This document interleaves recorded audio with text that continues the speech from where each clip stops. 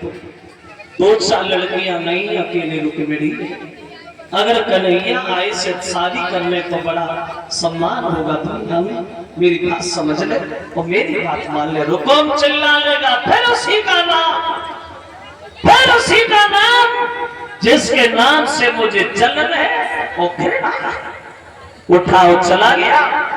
आंगन में नाई और ब्राह्मण को बुलाया, पंडित जी इधर था। तुम्हें तो पता है हमारे सारे साहब कितने बड़े पैसे वाले। हाँ हाँ, एक काम करिए, चंदेरी में जाइए वो हमारी बहन का टीका चढ़ा के आइए। एक खत लिखा ससुराल के लिए। क्या लिखा? चंदेरी के बसने वाले सारे ससुराल, आज हम और तुम बराबर होने जा रहे हैं। तुमने अपनी बहन की शादी मुझसे किस लिए, हमने भी सोचा कि हम भी अपनी बहन की शादी तुमसे कर रहे हैं।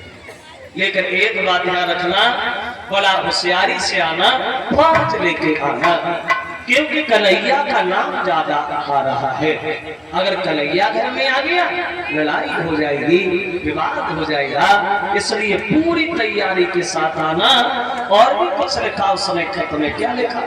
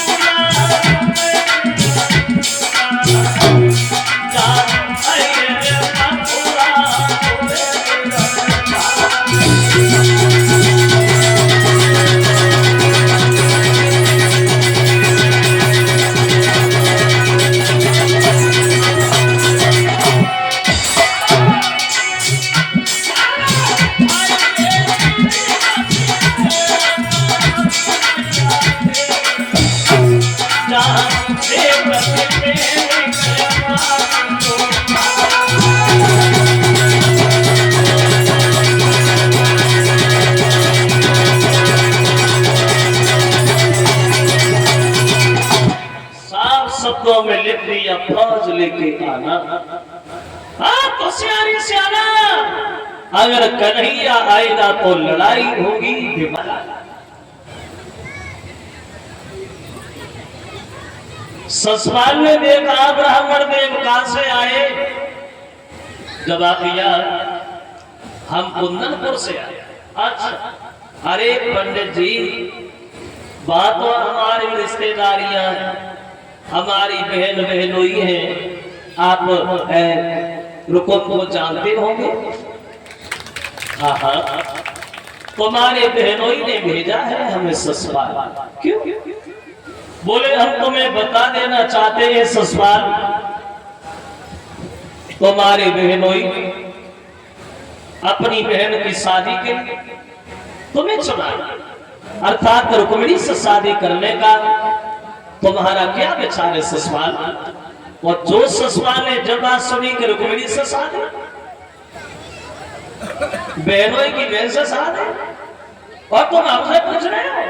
अरे पंडित जी, हमारा विचार तो ये है कि भगवान करे हमारे जैसे बेनोई सबताओं को मिले, हम तैयार हैं, एकदम तैयार। लेकिन जब खत खोला कन्हैया का नाम पड़ा तो थोड़ा डरने लगा। बोले क्यों पंडित जी, ससुराल का नाम आना चाहिए था लेकिन कन्हैया का नाम क्यों इसमें?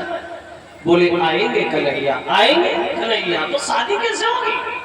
फिर मन में विचार किया क्यों नहीं होगी, वो क्या जाने वाला लड़ाई युद्ध में कैसे जाना चाहिए, हम फौज लेके जाएंगे और युद्ध क्षेत्र में से ढेर कर देंगे। अपने मौसी के लड़का दंत वक्र से बोला भैया तुम फौज सजा। दंत वक्र इधर फौज सजाने लगा है। कैसी फौज सजी है ससुराल की महा, देखो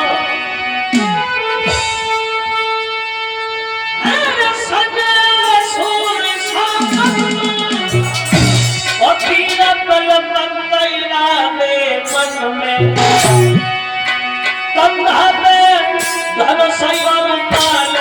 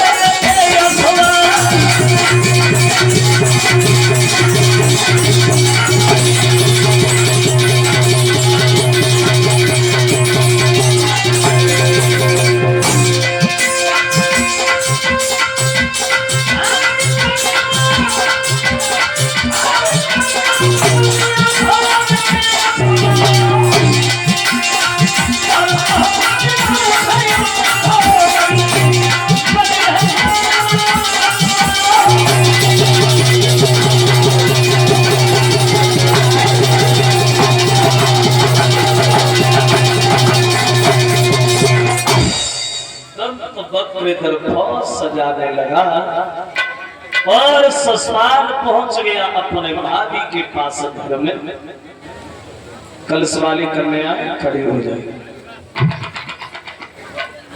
वो कहने लगा भाभी इधर आइए, बहलाओं को जाओ पड़ोस से बुला के लाओ, हमें दूल्हा बनाओ, गीत गाओ। तो भाभी बोली बोती करा दूल्हा बनाओ। ना कम से शादी भाई आए और न लगो न आई न तीखा, वैसे दूल्हा बन के किसके घर पे जाके बोती करा? बोले भाभी पागल हमने पागल तुम हो, मतलब तुम तो जानती हमारी बहनों कितनी अच्छी आदत की है। हाँ हाँ, उन्होंने अपनी बहन की शादी के लिए मुझे चुना, अर्थात मैं अपनी बहन की नंद से शादी करने जा रहा हूँ। भाभी बोली नंद क्या कह रहे हो? बोले वो तो तुम्हारी पूजनी का देवी है ना। ससुराल बोल अगर ऐसी देवी देखी जाए कल से शादी बंद हो जाए, देवी देख रही है शादी करनी है, दूल्हा बना और 2 लड़कियां बुलाई ले, लेकिन दूल्हा बनाया, मगर दूल्हा बनाया असुर बहुत हो गई से, इस पे मोहर रखा, चीख हो गई, पटा से फिसल गए, गिर गया। तो असवनों को देख करके भाभी समझाने लगी मान्य ससुराल, ये अच्छा नहीं है, हमें पता है तुम कन्हैया से युद्ध में लड़के जीत भी नहीं पाओ, और वो कन्हैया भी आ रहे, तो उस रुक्मिणी को भूल जा और किसी दूसरे लड़की से शादी कर लेना। ससुराल बोलो भाभी तुमने देखी नहीं, हमने देखी है, हमारी बहन की नंद है, इतनी तो सुंदर है, इतनी तो सुंदर है, अंधेरे में बैठा लो तो दीपक जलाने की जरूरत नहीं पड़ती, दूर से चमक जाती है। लाऊंगा तो देखती रह जाओ। अब दूल्हा बन के चला है ससुराल में, आज लेकर के आगे बढ़ा।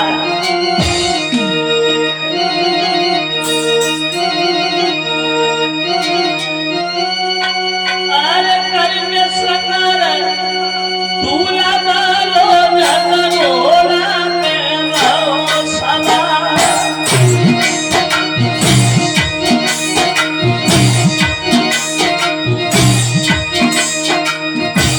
जैसे कदम धर पया के समुद्र छीन कला